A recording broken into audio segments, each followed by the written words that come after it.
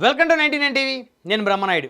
ఇకపోతే బాలయ్యకి రాజకీయాలు ఆసక్తి తగ్గిందా? అవును, మరి అలానే కనిపిస్తుంది చూస్తుంటే. Nandamuri Balakrishna son of Nandamuri Taraka Rama Rao Telugu Desam party వ్యవస్థాపక అధ్యక్షులైన.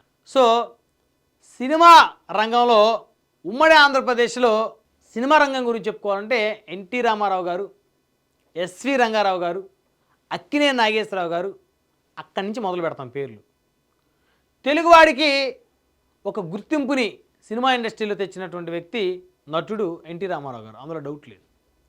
అయితే అలాంటి ఆయన కుమారుడు నందమూరి బాలకృష్ణ గారు, ఆయన కూడా సినిమా ఇండస్ట్రీలో ఆయనకంటూ ఒక ప్రత్యేకమైనటువంటి స్థానాన్ని సంపాదించుకున్నాడు, గుర్తింపు సంపాదించుకున్నాడు, అందులో డౌట్ లేదు. అయితే తెలుగుదేశం పార్టీ చంద్రబాబు నాయుడు గారి చేతుల్లోకి వచ్చిన తర్వాత కొన్నాళ్ళు ఆయనకు సపోర్ట్ చేశారు బాలకృష్ణ గారు, హరికృష్ణ గారు. మధ్యలో హరికృష్ణ గారు విభేదించి పక్కకు వెళ్ళారు, మళ్ళీ తెలుగుదేశం పార్టీలో చంద్రబాబు గారి నాయకత్వంలోనే పనిచేశారు. అయితే బాలకృష్ణ గారు దాదాపుగా మ్యాక్సిమం చంద్రబాబు నాయుడు గారితోనే ఆయన వెంటే ట్రావెల్ అవుతూ వచ్చారు. ఇక ఆయన కుమార్తెను చంద్రబాబు నాయుడు కుమారుడికి లోకేష్ గారికి ఇచ్చి మరి బ్రాహ్మణి గారిని వివాహం చేయటం వల్ల ఇక బావబామొద్దుల అనుబంధం చాలా స్ట్రాంగ్ అయింది. ఇప్పుడు నారా నందమూరి అంటే చంద్రబాబు నాయుడు గారు, బాలకృష్ణ గారు. అయితే అలాంటి నందమూరి బాలకృష్ణ గారు రాజకీయాల్లో ఎందుకు ఆయన ఆసక్తి తగ్గించారు? 2014లో హిందూపురం నుంచి మొట్టమొదటిసారి తెలుగుదేశం పార్టీ అభ్యర్థిగా ఎమ్మెల్యేగా అసెంబ్లీలో అడుగుపెట్టారు. ఆ రోజు తెలుగుదేశం పార్టీ అధికారంలోకి వచ్చింది, చంద్రబాబు నాయుడు గారు ముఖ్యమంత్రి. ఆ తర్వాత నారా లోకేష్ గారికి ఎమ్మెల్సీ ఇచ్చి మంత్రిని చేశారు.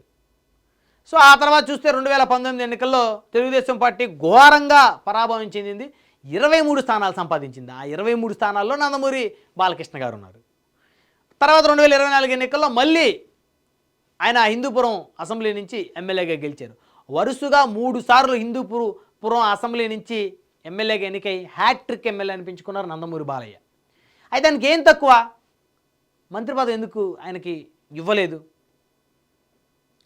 నందమూరి బాలకృష్ణ గారికి సినిమా ఇండస్ట్రీలో చిరంజీవి గారు, తర్వాత బాలకృష్ణ గారు, తర్వాత వెంకటేష్ గారు, తర్వాత నాగార్జున గారు, ఇలా ఈ నలుగురు కూడా ఆ జనరేషన్లో వాళ్ళకంటూ గుర్తింపు తెచ్చుకున్నారు. మరి అలాంటిది చిరంజీవి గారు సరే ప్రజారాజ్యంలో సొంతంగా పార్టీ పెట్టి 18 స్థానాలు మరి గెలిచి తర్వాత పార్టీ కాంగ్రెస్లో విలీనం చేసి తర్వాత ఎమ్మెల్యే పదవికి రాజీనామా చేసి మరి రాజ్యసభ సభ్యుడిగా కాంగ్రెస్ పార్టీ నుంచి ఆయన ఎంపికై ఆ తర్వాత ఆయన కేంద్ర మంత్రిగా బాధ్యతలు స్వీకరించారు. మరి ఇంచుమించు చిరంజీవి గారి స్థాయే బాలకృష్ణ గారిది కూడా, అందులో డౌట్ లేదు. అందులో బాలకృష్ణ గారు ఎన్టీ రామారావు గారి కుమారుడు. మరి అలాంటి బాలకృష్ణ గారు మంత్రి పదవి చేయకపోవటం వల్ల ఖచ్చితంగా బాలకృష్ణ గారి యొక్క కెరీర్ మీద ఒక మచ్చ అయితే ఉంటుంది. ఎమ్మెల్యే ఆయన కావాలనుకుంటే 10 మంది ఎమ్మెల్యేలు తయారు చేయగలడు. 10 మంది 20 మంది పైగానే ఆయన తెలుగుదేశం టికెట్లు ఇచ్చి ప్రోత్సహించి ఎమ్మెల్యేలుగా తయారు చేశాడు. మరి అలాంటిది ఇంకా ఎమ్మెల్యేగానే ఎందుకు మిగిలిపోతున్నాడు? అంటే కావాలని బాలకృష్ణ గారిని తొక్కేస్తున్నారా? ఏం తక్కువ ఆయనకి? అఫ్కోర్స్ ఆయన కోపం ఎక్కువ, ఖచ్చితంగా మనసులోది ఏది కూడా దాచుకునే స్వభావం కాదు, అది అందరికీ తెలిసిందే. కానీ ఎక్కడా నందమూరి బాలకృష్ణ గారు ఒక స్కామ్ చేసి ఒక 100 కోట్లు కొట్టేశాడనో లేకపోతే ఒక వ్యక్తిని చంపించాడనో దౌర్జన్యం చేశాడనో ఎక్కడా లేదు. సరే అప్పట్లేదో కొన్ని ఆయన మీద కొన్ని ఎలిగేషన్స్, కొన్ని ఇష్యూస్ వచ్చినాయి, మరి అవన్నీ సాల్వ్ అయిపోయినాయి.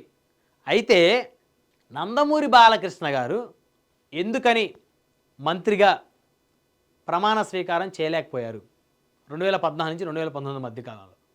2024లో కూటమి ప్రభుత్వం అధికారంలోకి వచ్చినప్పుడు కూడా నందమూరి బాలకృష్ణ గారికి ఎందుకు చంద్రబాబు నాయుడు గారు ఎందుకు మంత్రి పదవి ఇవ్వటం లేదు? అంటే అల్లుళ్ళ కోసం త్యాగం చేశారు అనుకోవాలా? ఎందుకంటే నారా లోకేష్ గారు మరి పెద్ద కుమార్తె భర్త, అదేవిధంగా భరత్ గారు వైజాగ్ ఎంపీ చిన్న కుమార్తె భర్త. సో ఒక అల్లుడు ఎమ్మెల్యే మంత్రి, ఇంకొక అల్లుడు ఎంపీ.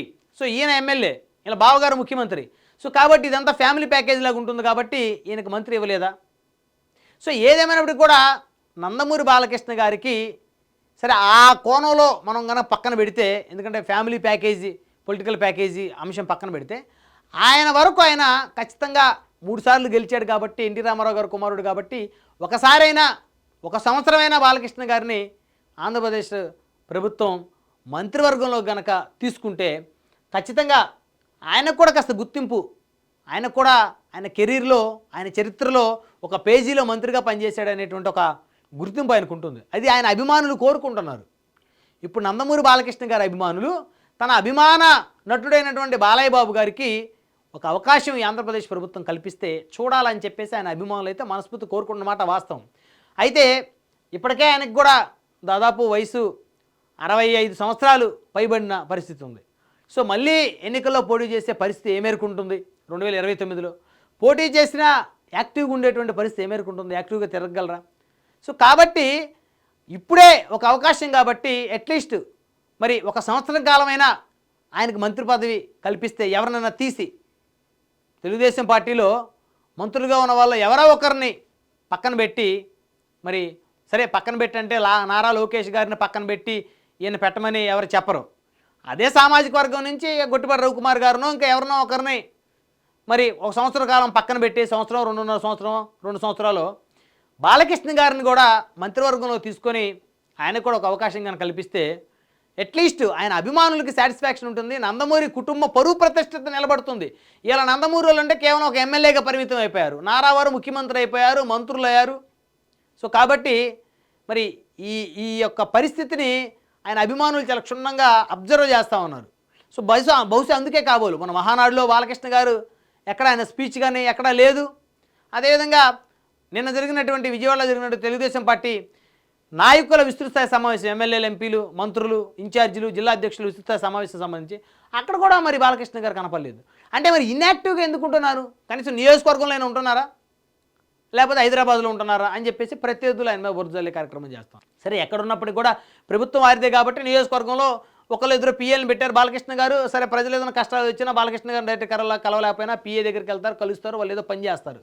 సో అది అందరూ పెద్ద సెలబ్రిటీలు అందరూ చేసేది అదే. ఎందుకంటే ఇలాంటి సెలబ్రిటీలు ఒక నియోజకవర్గంలో ఒక గ్రామంలో కూర్చున్న పరిస్థితి కాదు కాబట్టి. సో ఏదేమైనప్పటికీ కూడా బాలయ్య బాబు గారికి మంత్రిగా కాస్త అవకాశాన్ని చంద్రబాబు నాయుడు గారు కల్పిస్తే మరి ఈ జనరేషన్లో నందమూరి కుటుంబం నుంచి కనీసం ఒక్కరైనా మంత్రివర్గంలో మంత్రిగా పనిచేశారు అనేటువంటి గుర్తింపు అయినా వస్తుందని చెప్పేసి నందమూరి అభిమానులు అయితే ఆశాభావం వ్యక్తం చేస్తున్నారు. చూద్దాం మరి ఏం జరుగుతుందో.